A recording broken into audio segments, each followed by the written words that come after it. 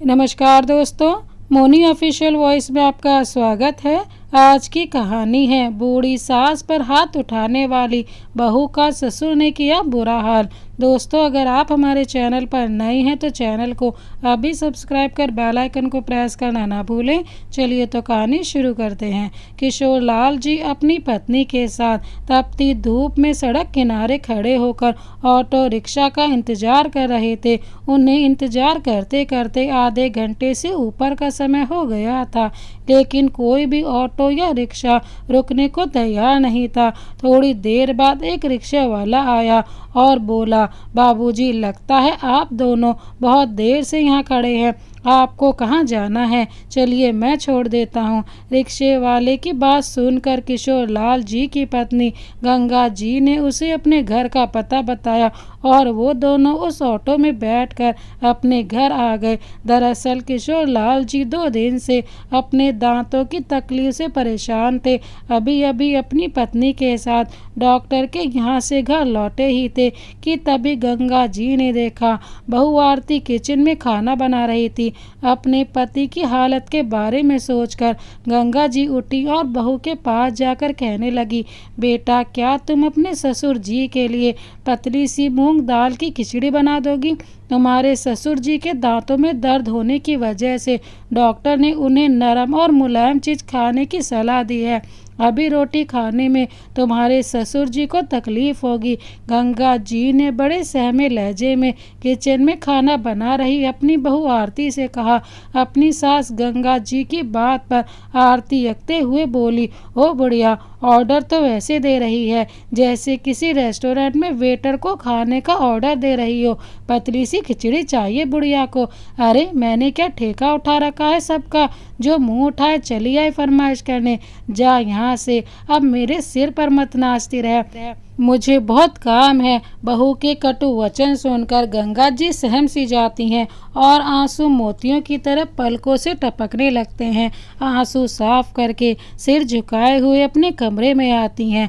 पत्नी का उतरा हुआ चेहरा देखकर पति किशोर लाल जी उनका मन पड़ने में देरी नहीं लगाते और गंगा जी के कुछ कहने से पहले ही वह अपनी पत्नी को अपने पास बिठाकर उनका हाथ अपने हाथों में लेकर समझाते हुए तसल्ली पूर्वक कहते हैं, क्यों उदास होती हो गंगा? संतान तो इनकी भी है। आज जैसा व्यवहार यह लोग हमारे साथ करेंगे, वैसा ही व्यवहार इनकी संतान कल इनके साथ करेगी। तुम देखना। अरे गंगा, जब हम लोगों ने अपने माता पिता की दिन रात सेवा की, तब भी हमें अपनी संतान की वजह से ऐसे दिन देखने पड़ रहे हैं। फिर यह लोग तो हमारी सेवा करना तो दूर, हमारे साथ बदतर व्यवहार करते हैं।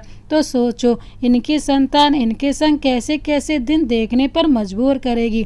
गंगा जी बोली, आप छोड़िए इन लोगों को अभी। भगवान की दया से मेरे हाथ एकदम सही सलामत है। मैं खुद भी पकाकर खा सकती हूँ और आपको भी खिला सकती हूँ। बस यह डायन आरती ही मुझे किचन में पैर नहीं रखने देती, जैसे कि मैं कोई अछूत हूँ। माँ बाप ने आरती नाम रख दिया, परंतु स्वभाव से एकदम नाम के विपरीत है। आप थोड़ा इंतजार कीजिए, वह खाना बनाकर अपने कमरे में चली जाए, फिर मैं आपके लिए गरम गरम खिचड़ी बनाकर लाऊंगी। थोड़ी देर बाद आरती के कमरे में जाने के बाद गंगा जी अपने पति किशोर लाल जी के लिए मूंग दाल की गर्मा गर्म पतली सी खिचड़ी बनाकर ले आई और बड़े प्रेम से उन्हें खिलाने लगी। गंगा जी और किशोर लाल जी के विवाह को लगभग 35 वर्ष पूरे होने को आए थे। जब गंगा जी का विवाह किशोर लाल जी से हुआ था, तब वह सिर्फ 19 वर्ष की थी। बड़ी ही दुबली पतली, परंतु स्वभाव ऐसा कि सबको आते ही ससुराल में पति से लेकर सास ससुर का मन जीत लिया था। जहाँ गंगा जी नटखट और चंचल स्वभाव की थी, वहीं दूसरी ओर किशोर लाल जी हट्टे कट्टे स्वाभिमानी स्वभाव के जवान थे। किशोर लाल जी की प्राइवेट जॉब थी। विवाह के 2 वर्ष बाद गंगा जी ने प्यारे से बेटे अमित को जन्म दिया, जिसके आने से गंगा जी और किशोर लाल जी का परिवार जैसे पूरा हो गया था। परंतु दुर्भाग्यवश 3 वर्ष की उम्र में ही टीबी की बीमारी के चलते वह भगवान को प्यारा हो गया। अमित के जाने के साथ ही गंगा जी और किशोर लाल जी की हंसी खुशी कहीं गायब हो गई थी। उदासी और वीरानी ने उनके घर में पैर पसा लिए थे, परंतु यह उदासी के बादल छटे। गंगा जी और किशोर लाल जी के दूसरे बेटे अनुज के जन्म से उसकी किलकारियां ने घर को फिर से जीवित कर दिया।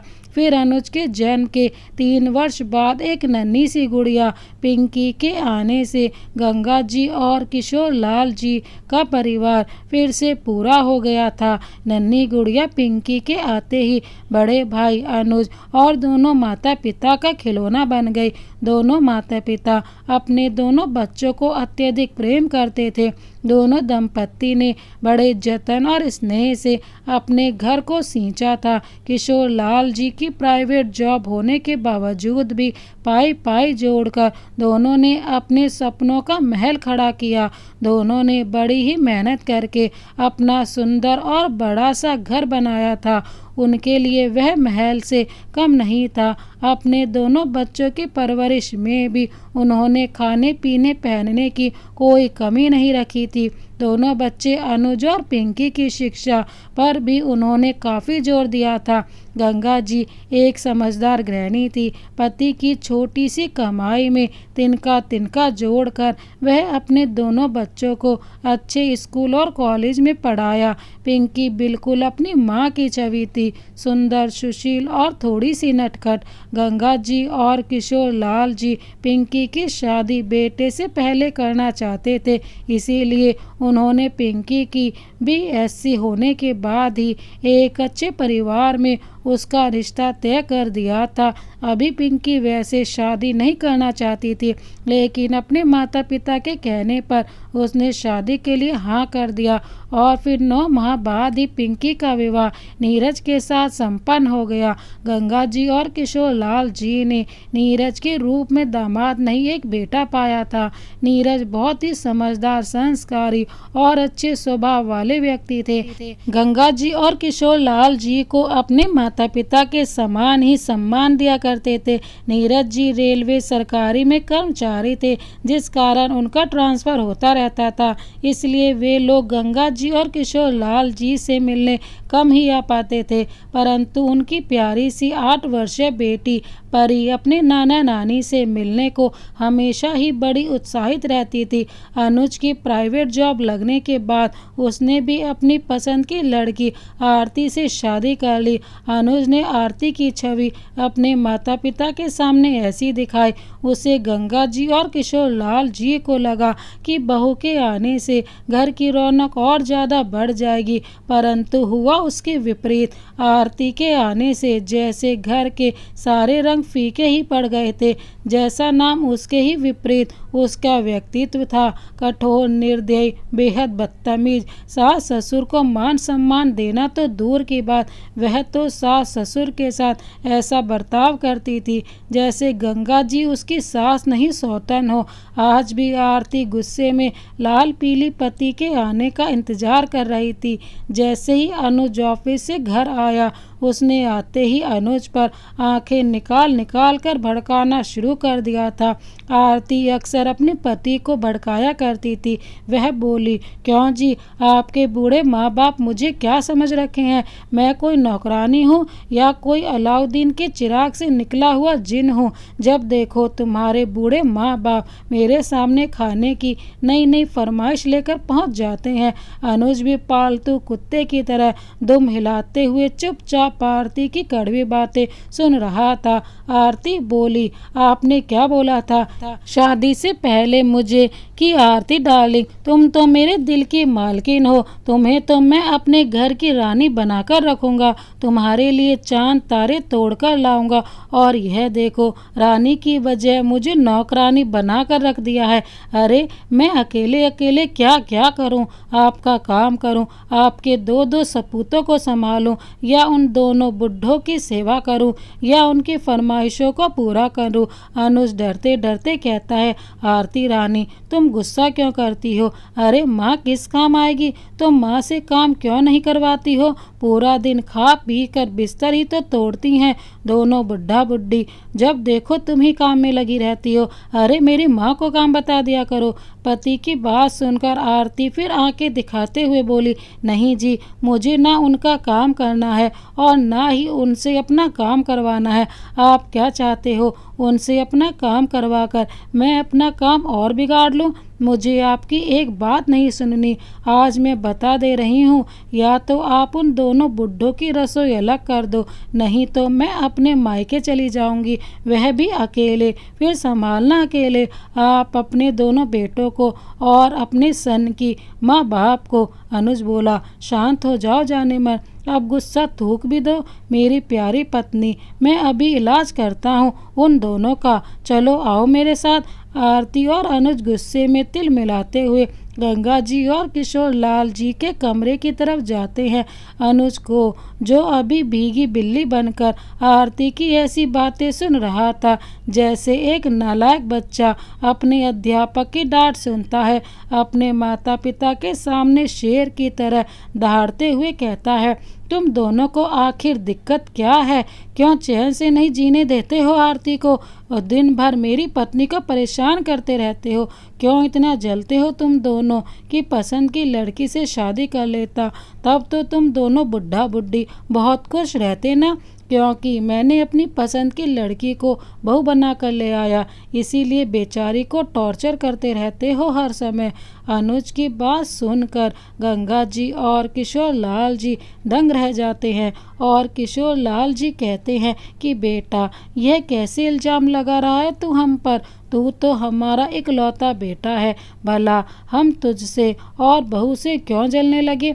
इस पर गंगा जी भी बोलती हैं, बेटा हम दोनों तो बहू को बिल्कुल भी तंग नहीं करते। सास की बात सुन आरती बोली, ओहो अनुज, देखो तो जरा, तुम्हारे सामने यह कैसे शरीफ बन रहे हैं, जैसे कि कितने बेचारे हों। देखो तो जरा। अनुज फिर से चिल्लाते हुए बोला, अरे संभाल तो रखा है इसने पूरा घर, और क्या तुम दोनों अब इससे हल जुतवाओगे? बस अब मैंने निर्णय कर लिया है कि कल तुम दोनों अपना चूल्हा अलग कर लो, फिर चाहे तुम खिचड़ी खाओ, दलिया खाओ, साग सब्जी खाओ, रोटी खाओ, हमें कोई मतलब नहीं है। बेटे के मुंह से इतनी बड़ी बात सुन दोनों बूढ़े माँ बाप जैसे भौचक्के के रह जाते हैं। अचानक उनको ऐसा महसूस होता है जैसे वह कोई अनाथ हो या लावारिस हो। दोनों की आंखों में आंसू बहने लगते हैं। गंगा जी तो खुद को रोने से रोक नहीं पाती, रोते रोते बोलती हैं, बेटा तू होश में तो है कि क्या कह रहा है? इस उम्र में तू हम लोगों को ऐसे अलग चूल्हा करने को बोल रहा है? हमने तो सारी जिंदगी जो कमाया सब इस घर और तेरी फरमाइश पूरा करने में और तेरी परवरिश में, तेरी शादी और पढ़ाई लिखाई में लगा दिया। अब इस बुढ़ापे में हम अपना खर्चा कैसे उठाएंगे?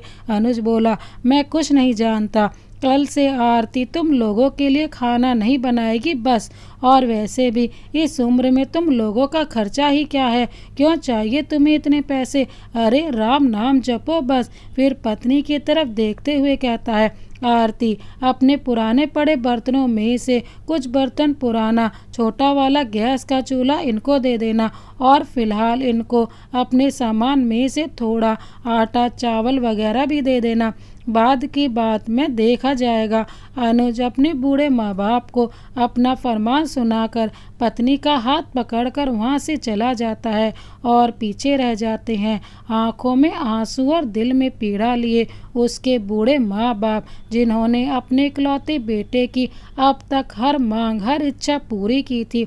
उसे वह हर खुशी देने की कोशिश की थी जो हर मध्यम वर्गीय माता पिता की तरह से अपनी औलाद को दी जाती है। आरती ने पति के कहे अनुसार कुछ पुराने बर्तन, गैस और कुछ खाने पीने का सामान दोनों के कमरे में लाकर पटक दिया और चलती बनी। अब अगले दिन से दोनों बूढ़े माँ बाप अपना खाना जैसे तैसे करके अलग बनाते, पर इसमें भी आरती को सुकून कहाँ था। वह अब भी गंगा जी को परेशान करने में कोई कमी नहीं छोड़ती थी।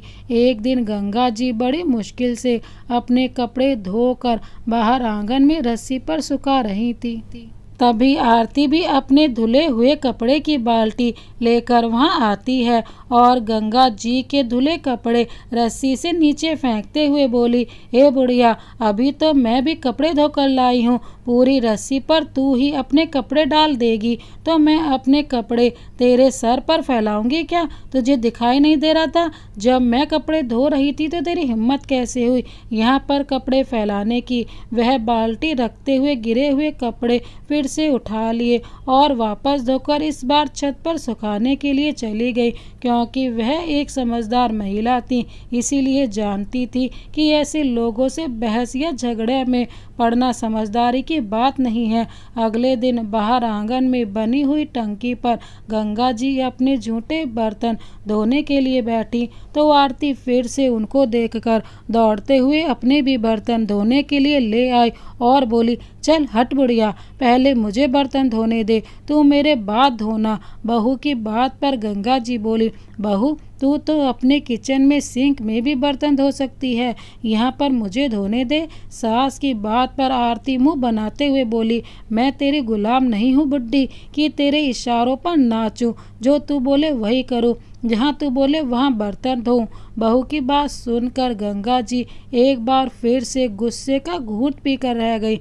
आरती अक्सर ऐसा ही करती, वह हर काम में गंगा जी की नकल करती। अगर गंगा जी कपड़े धोती तो वह भी अपने कपड़े धोने लगती, वह बर्तन धोती तो आरती भी ऐसा ही करती, जैसे मानो उसका सासू माँ से कोई कंपटीशन हो। ना जाने उसे यह सब करने में क्या मजा आता था। आरती के द्वारा दिए गए खाने का सामान भी अब खत्म हो गया था। गंगा जी अपने पति से बोली, देखना जी, सारे डिब्बे खाली हो गए हैं। ना तो आरती ने और सामान दिया और ना ही अनुज ने सामान के लिए पैसे दिए। इस पर किशोर लाल जी कहते हैं, गंगा, यदि उन लोगों को हमारा इतना ख्याल होता तो वह हमें अलग ही क्यों करते?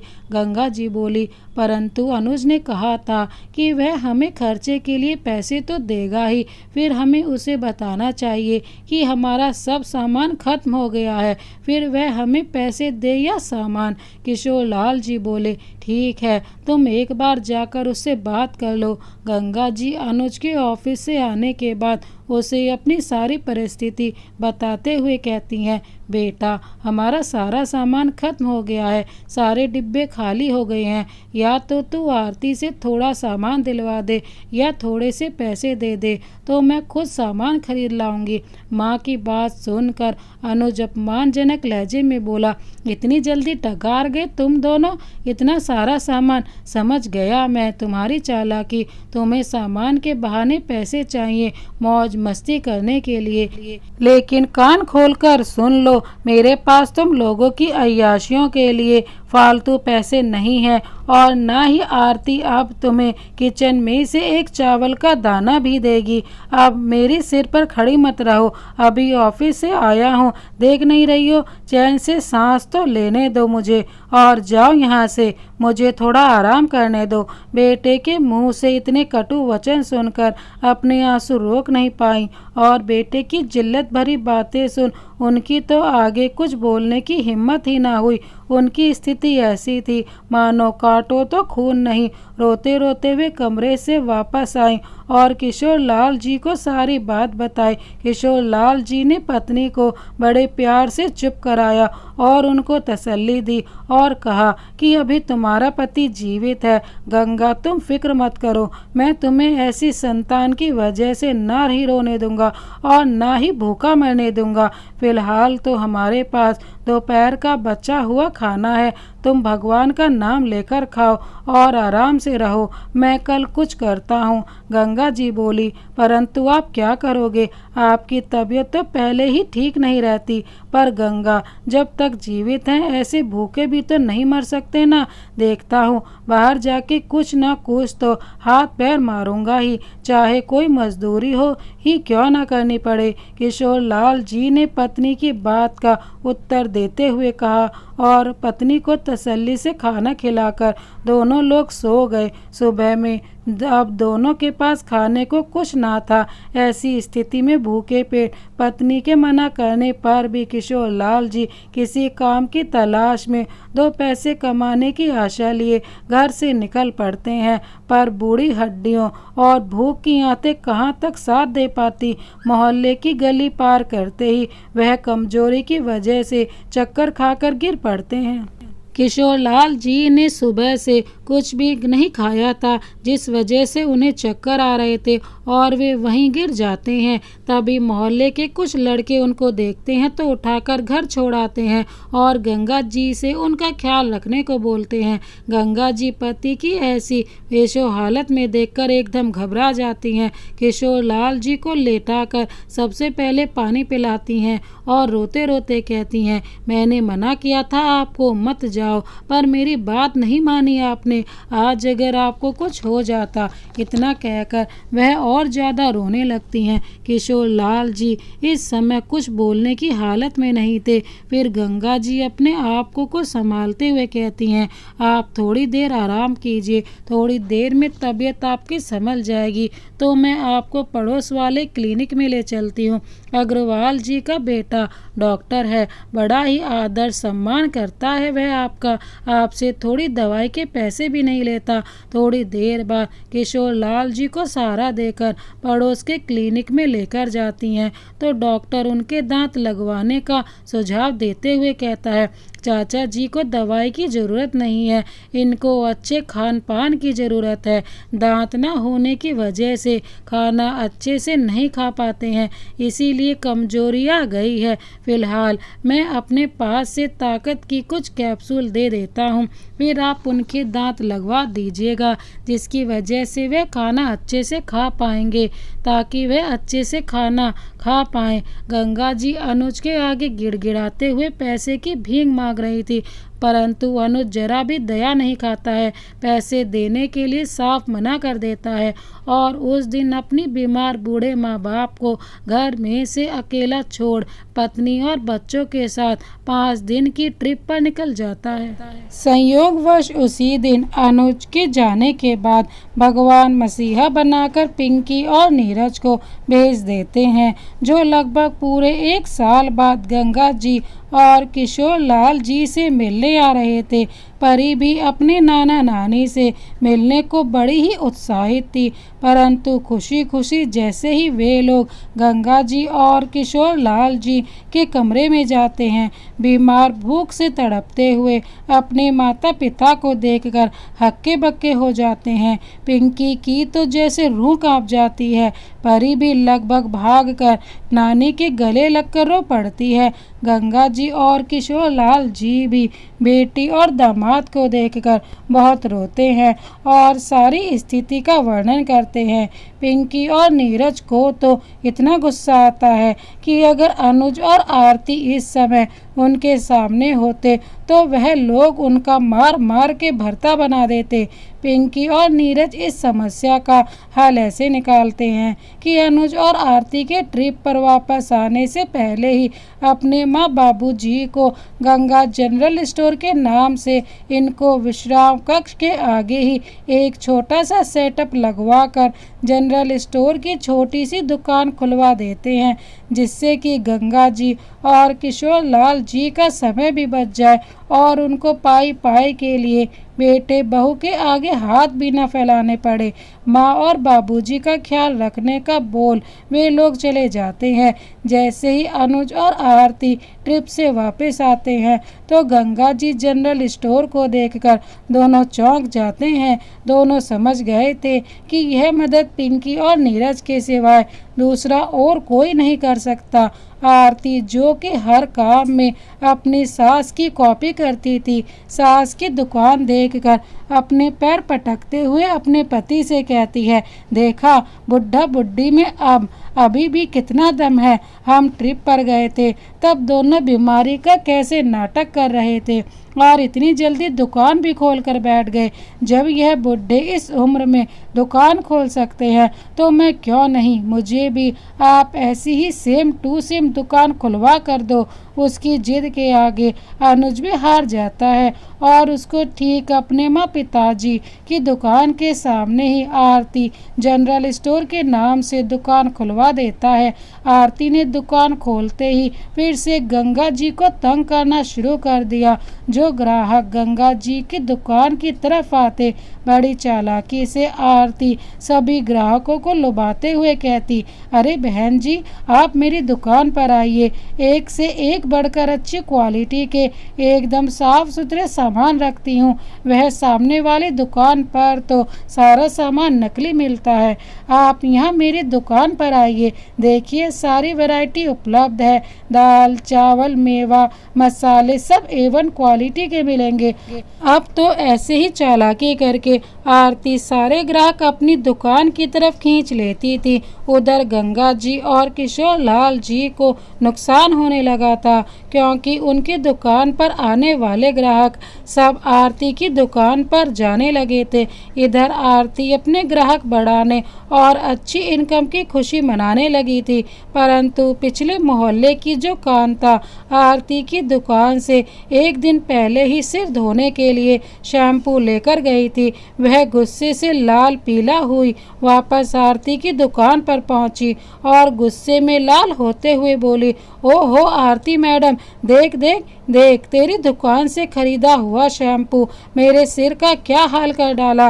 देख आंखें फाड़ कर, मेरे कितने बाल झड़ गए एक ही रात में, तेरे इस शैम्पू ने गंजा बना दिया मुझे। आरती बोली, मैं तो अपनी दुकान पर एकदम ओरिजिनल सामान रखती हूँ, यह साइड इफेक्ट आपको किसी और चीज का हुआ होगा।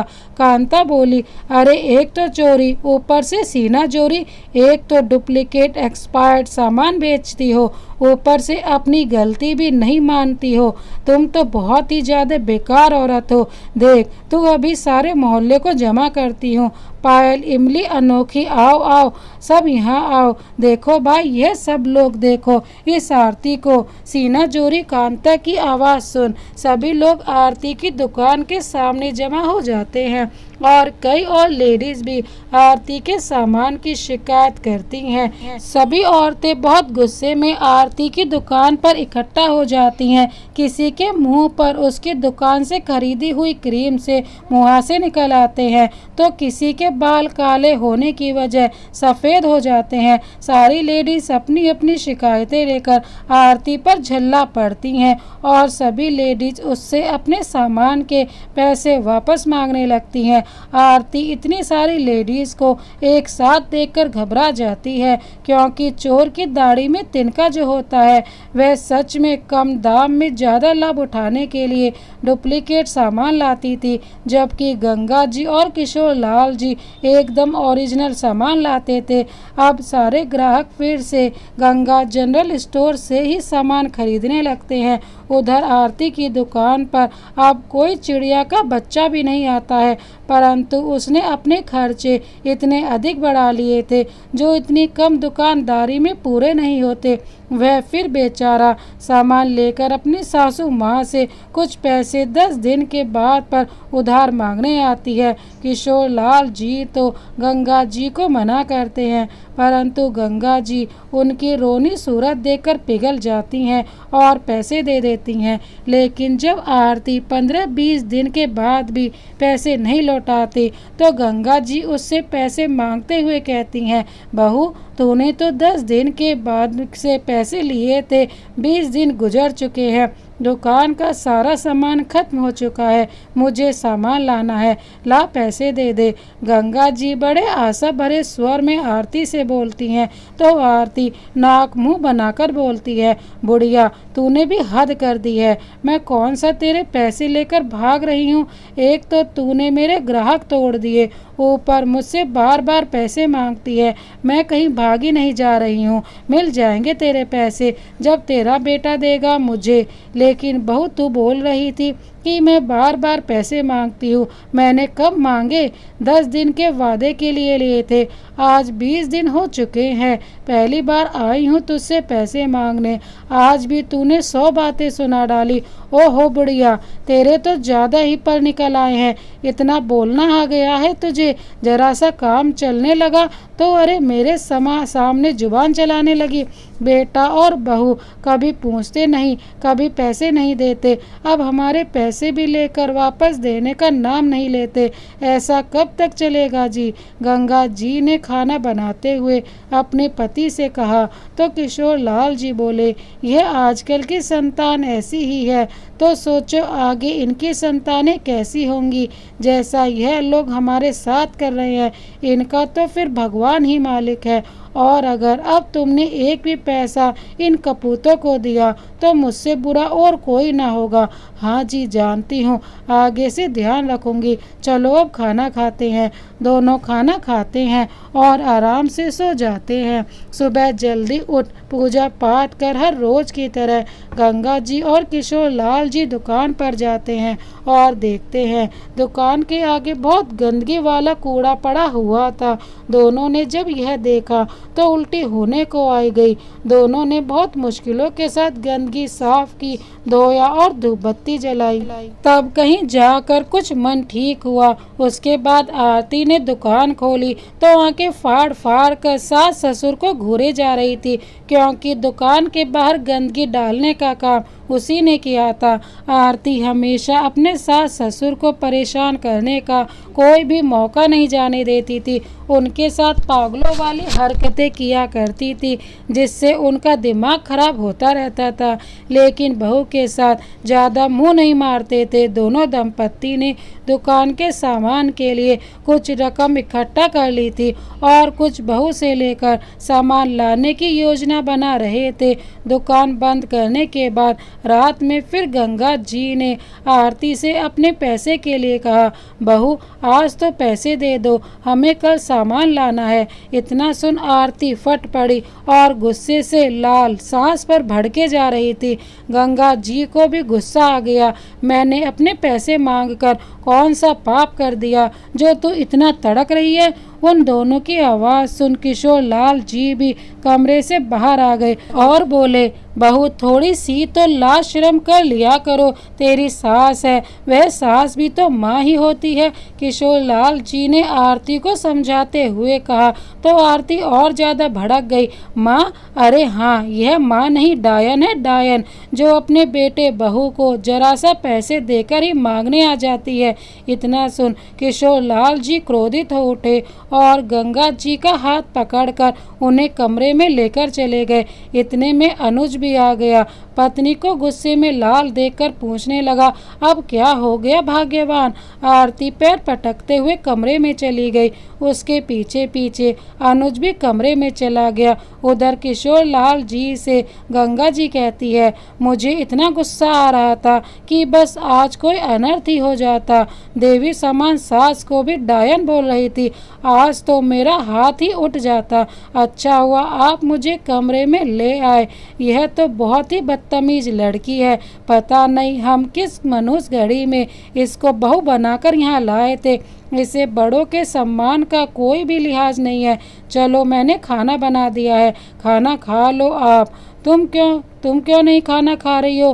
क्या नहीं जी, मुझे भूख नहीं है। लेकिन तुमने क्या खाया था जो तुम्हें भूख नहीं है? तो मेरे साथ खाओगी तो ही मैं खाऊंगा। और सुबह सामान लेने बाजार भी तो जाना है। जल्दी सोएंगे तभी तो जल्दी उठेंगे। अच्छा फिर यह बताओ तुम किस टाइम खाना खाओगी? अरे ठीक है जी, खा लेती हूँ। दोनों खाते हैं और बहू की हरकत को नज़रअंदाज करके सो जाते हैं। उधर अनुज खाना बना करके खा करके सोने के लिए तैयार था। बच्चे भी सो चुके थे। आरती बैठी हुई सोच में डूब गई थी। अरे क्या सोच रही हो? सोना? कुछ नहीं, अभी सो रही हूँ, तुम भी सो जाओ। अनुज सो जाता है। आरती ताना बाना बुनती रहती है। बुड्ढों को सबक सिखा कर रहूंगी। मैं बहुत हैकड़ी आ गई है दोनों के अंदर। जब से इनका काम चला है तब से और ज़्यादा घमंड आ गया है। इनका घमंड चूर चूर ना किया तो मेरा नाम भी आरती नहीं। वह रात भर इसी फिराक में थी कि कब सास ससुर सोए और कब उनके पैसे साफ करूं। रात के 2 बज चुके थे उनके। उसे अपनी खुराफाती में कभी कमरे से बाहर आती तो कभी कमरे के अंदर जाती, फिर बाहर गई। सास ससुर के कमरे में छुपके झांक कर देखा तो दोनों गहरी नींद में सोए हुए थे। वे धीमे धीमे कदमों से अंदर घुसी और अलमारी के पास पहुंच गई जिसमें गंगा जी ने सामान लाने के लिए 1000 रुपये रखे हुए थे। उसने पूरी अलमारी की तलाश ली, उसे कुछ नहीं मिला। उसका ध्यान सोए हुए ससुर पर ही था। कहीं जाग गए तो पूरा प्लान चौपट हो जाएगा। अलमारी में से तो कुछ न मिला। उसका मुंह बन गया। बुढ़िया ने कहाँ रखे होंगे पैसे। बड़ी चालाक है बुढ़िया, वह अपने मन में सोचे जा रही थी। तभी उसकी नज़र दीवार पर टंगे एक थैले पर पड़ती है। हो ना हो बुढ़े बुढ़िया ने इसी में पैसे रखे होंगे। यही थैला लेकर जाने वाले हैं कल ये लोग। चलो इसमें भी चेक करती हूँ। तभी किशोर लाल जी करवट लेते हैं तो आरती घबरा कर नीचे बैठ जाती है। उनको सोता हुआ देख फिर से खड़ी होती है और दीवार पर टंगे थैले में से जैसे ही हाथ डालती है तो उसके अंदर एक और थैला होता है। वह उसे बाहर निकालती है, चेक करती है तो उसमें 10,000 की रकम रखे देखकर उसकी आंखें चमक जाती है।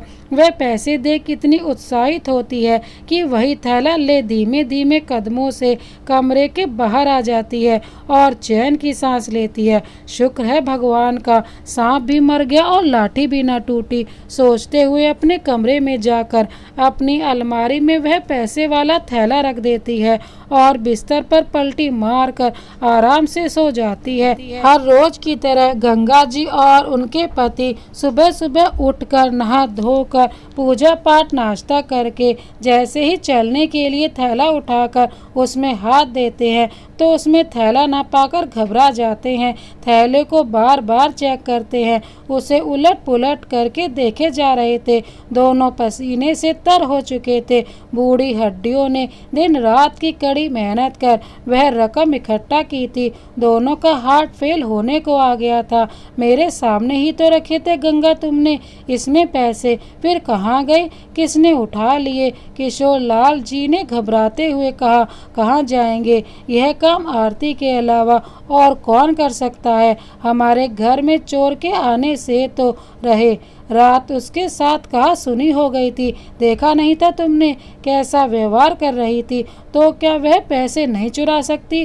गंगा जी ने माथे में बल डालते हुए कहा तो किशोर लाल जी बोले, तुम ठीक कह रही हो ना हो ये बहू का ही काम है, लेकिन उसकी तलाशी कैसे ले?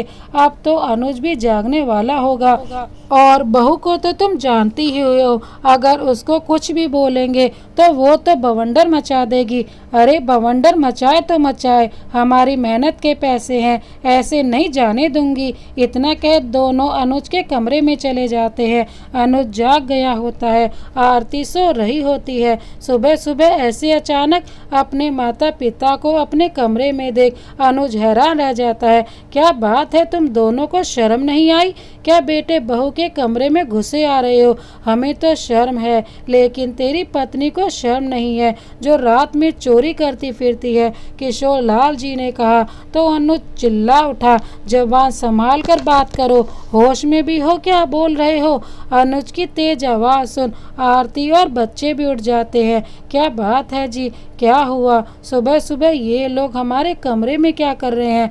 बहू इतनी भोली मत बनो, हमें सब पता है, गंगा जी बोली। तो आरती तड़क कर बोली, क्या पता है तुम्हें? तुमने हमारे पैसे चुराए हैं, निकाल हमारे पैसे। इतना सुन आरती गुस्से में भड़क जाती है और सास पर हाथ उठाने वाली ही होती है तो किशोर लाल जी उसका हाथ पकड़ लेते हैं। उठाकर दिखा जरा हाथ। किशोर लाल जी गुस्से में बोलते हैं तो अनुज को गुस्सा आ जाता है।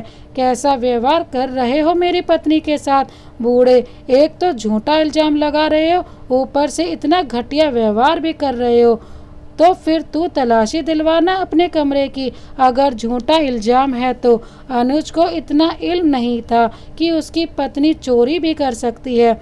उसने घर से बोल दिया, ले लो तलाशी, कर लो अपने मन की, अगर ना मिले पैसे तो फिर देखना तुम दोनों बुढ़े बुढ़ी के संग मैं क्या करता हूँ, फिर तुम्हारी खैर नहीं। तुम्हें पता है ना मैं कैसा हूँ। इतना सुन आरती तो अलमारी के सामने खड़ी होकर अपनी बेवकूफ़ी का सबूत दे रही थी। अनुज कहता है कि जब तुमने चोरी ही नहीं की तो लेने दो इनको तलाशी। आरती अलमारी के सामने ही अड़ी रही तो अनुज ने उसे पकड़कर अपने पास खींच लिया। आरती बोलती रही उसमें कुछ नहीं है, लेकिन अनुज ने उसे पकड़े रखा और बोला, ले लो तलाशी। जैसे ही किशोर लाल जी ने अलमारी में खोली और उसमें देखा तो वही थैला कपड़ों के अंदर छुपा कर रखा हुआ था। उसे देखते ही दोनों की आंखें शर्म से झुक जाती हैं और अनुज की आंखें फटी की फटी रह जाती हैं। वह आरती की तरफ देखता है तो आरती खिसियानी बिल्ली की तरह खड़ी रहती है। यह क्या है बेटा? गंगा जी बोली, तेरी पत्नी ने तो कुछ भी नहीं चुराया था, अब यह क्या है? मेरे पैसे तुम्हारी अलमारी में कैसे आए? किशोर लाल जी भी बोले तो अनुज को गुस्सा आ गया और अपने माता पिता पर ही भड़क उठा और अपने माता पिता पर गुस्से में चिल्लाकर बोला, तुम दोनों बुढ़े ने ही इसका दिमाग खराब करके रखते हो और जरूरी थोड़ी है इसने रखा हो सकता है तुमने ही हमारी अलमारी में अपना थैला छिपा दिया हो। अपने पति के मुंह से यह शब्द सुन आरती में 1 किलो खून और बढ़ गया। हाँ जी, यह दोनों ही रात में मुझे कुछ न कुछ सुना रहे थे। गंगा जी और किशोर लाल जी गुस्से से देखते रहते हैं तो अनुज बोला, अब आंखें फाड़ फाड़ के क्या देख रहे हो, निकलो मेरे कमरे से। अनुज के कटु वचन सुन दोनों माता पिता चुपचाप कमरे से बाहर आते हैं। सही 5 मिनट के बाद अचानक अनुज और आरती पर डंडे का प्रहार होता है। निकलो मेरे कमरे से, मेरे घर से। किशोर लाल जी और गंगा जी गुस्से से लाल। अनुज और आरती को डंडे बजाए जाते हैं। हमें ही हमारे घर से निकालोगे, हमें ही घर से आंखें दिखाकर निकालते हो, मैं बताता हूँ तुम्हें। किशोर लाल जी अनुज के और गंगा जी आरती को डंडे बजाते हुए बोलती जा रहे थे, कपूतो तुमने बुढ़ापे में हमारा जीना हराम करके रख दिया है। हमारा खर्चा ना उठाते हो, ना हमारी सेवा करते हो, और जो हम बुढ़ापे में खुद 2 रोटी कमाकर चैन की खाना चाहते हैं तो उसे भी नहीं खाने देते हो। बेटा बहू होते हुए भी हमें अपनी बूढ़ी हड्डियों को घिस कर दिन रात मेहनत करके पाई पाई जमा करते हैं, वह भी चुरा लेते हो। आज हम निकालेंगे तुम्हारी हैकड़ी। आई मम्मी, आई बाबूजी, दोनों के मुंह से निकल रहा था। दोनों ने डंडा पकड़ना भी चाहा तो हाथों पर भी डंडा बजा दिया गया और बजाते बजाते घर के बाहर ले गए। बहुत शौक है ना तुझे घर में काम में सास की बराबरी करने का, अब कर बराबरी। गंगा जी ने दांत बजते हुए कहा, तुझे भी बहुत शौक है ना पत्नी की हर गलत बात को हवा देने का, अब दे हर बात को हवा। जब हर काम में बराबरी करने का शौक है तो अब घर भी खुद अपने पैसों से बनवाओ और दफा हो जाओ हमारे इस घर से, निकलो अभी की अभी। किशोर लाल जी और गंगा जी पूरे गुस्से में थे। आज तक जो गुस्सा वे पीते आए थे आज वे सब बाहर आ चुका था। घर से बाहर निकलने पर दोनों की सारी हेकड़ी निकल गई। आंखों के आगे तारे टूट गए कि आज तो अपनी पर आ गए। दोनों माँ बाप, हम कहाँ जाएंगे, किराए तक का हिसाब नहीं है मेरे पास, कैसे पूरा करेंगे। यह सब उन्होंने उन 2 पलों के अंदर मार खाते खाते ही सोच लिया था। दोनों माता पिता के चरणों में गिरकर उनके चरण पकड़ लिए और रो रो कर माफ़ी मांगने लगे। किशोर लाल जी जो कि पहले ही गुस्से में भरे हुए थे बोले, अब कोई माफ़ी नहीं है, अब अपने घर एक पल तुम्हें और बर्दाश्त नहीं करूँगा। हमने ही लाड़ प्यार में तुम्हें बिगाड़ कर अपने सिर पर बैठा लिया था, लेकिन अब बस, अति हो गई। एक ही घर में हम बुड्ढों को 2 रोटी के लिए अलग कर दिया। हम तब भी कुछ नहीं बोले। हमारे इलाज खर्च को भी 1 पैसा नहीं दिया गया। हमने अपना काम कर लिया। हम तब भी कुछ नहीं बोले। बहू ने दिन रात गंगा को परेशान करके रखा। हम तब भी कुछ नहीं बोले। लेकिन किसी बात की हद होती है और अब वह हद पूरी हो चुकी है। बस 1 मिनट से पहले मेरा घर खाली कर दो, नहीं तो मोहल्ले वालों को बोल दूंगा। हम बुड्ढों को जलाना चाहते थे। अनुज रोते हुए बोला, लेकिन पापा जी हम कहाँ जाएंगे? हमें नहीं पता। कहीं भी जाकर मरो, हमें चैन से जीने दो। गंगा किशोर लाल जी ने उन्हें घर से सामान लेने के लिए 1 घंटा दिया। आधे घंटे में दोनों ने अपना जरूरी सामान बांधा और बच्चों को लेकर घर से निकल पड़े। फिर वे दोनों किशोर लाल जी के प्रिय दोस्त रामू जी के घर जाकर अनुज के पिता से बात करने की सिफारिश की। उनके आगे रोए गिड़गिड़ाए। उन्होंने किशोर लाल जी को फ़ोन किया, लेकिन किशोर लाल जी टस से मस न हुए। देख रामू, तेरी सारी बात मान लूँगा, बस यह मत बोलना कि इन्हें घर में रख ले। अपनी बची कुची सांस हम दोनों बुढ़े पति पत्नी अब चैन से लेना चाहते हैं। उन्हें गुस्से में देखा और उनकी बातों से सहमत रामू जी ने भी उनका मना कर दिया। अब दोनों दर दर की ठोकरें खाने को मजबूर हो गए। महंगाई के इस दौर में घर बनाना मुश्किल ही नहीं नामुमकिन है। अब दोनों को किराए पर रहते हुए 5 साल गुजर चुके थे। दोनों ने बहुत झगड़े होते हैं। दोनों के बच्चे भी अब होश संभाल रहे थे। अब वही कहानी उनके बच्चे उनके साथ दोहरा रहे थे जो उन्होंने अपने माता पिता के साथ किया। उधर किशोर लाल जी और गंगा जी चैन से अपना जीवन जीने में व्यस्त थे। उन्होंने घर से थोड़ी ही दूर पर बड़ी दुकान खरीद ली थी जो आसपास के इलाकों में बहुत ही प्रसिद्ध हो चुकी थी। दोनों भी बहुत प्रसिद्ध हो चुके थे। बहुत चैन और सुकून से अपना जीवन काट रहे थे। जब उनसे कोई सवाल करता कि आपने अपने बेटे और बहू को घर से क्यों निकाल दिया, तो बड़े गर्व से बोलते, जब बच्चे बूढ़े माता पिता को अत्याचार करके उन्हें घर से निकाल सकते हैं तो माता पिता क्यों नहीं निकाल सकते। उनके रहते हम घर घुट घुट कर जीते थे। उनके जाने के बाद खुली सांस ले रहे हैं। ऐसी संतान के साथ रहने से क्या फ़ायदा जिसका बुढ़ापे में 2 दिन भी सुख ना मिल पाया। उनकी बातों की भी सब सराहना करते थे और सब उनसे सलाह लेने के लिए घर आने लगे थे। दोस्तों, अपने बहू बेटों को सबक सिखाने के लिए किशोर लाल जी और गंगा जी ने जो ठोस कदम उठाया वह सही था या गलत? अपनी राय हमें कमेंट बॉक्स में ज़रूर बताइएगा। इस कहानी को अंत तक देखने के लिए आपका बहुत बहुत धन्यवाद। इसी तरह की अन्य कहानियाँ देखने के लिए हमारे चैनल को अभी सब्सक्राइब कर बेल आइकन को प्रेस करना ना भूलें। Thank you so much. Vande Mataram.